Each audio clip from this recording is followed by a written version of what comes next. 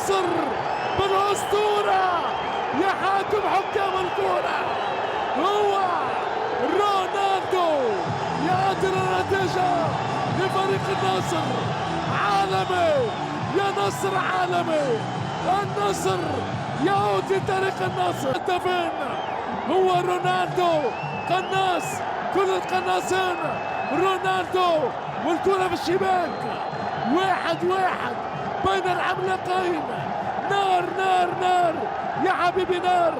حارس الهلال العويس ما باله، لا يعلم، كأنه لا يدرك أن الأسطورة رونالدو أقوى ما في الكرة، أقوى ما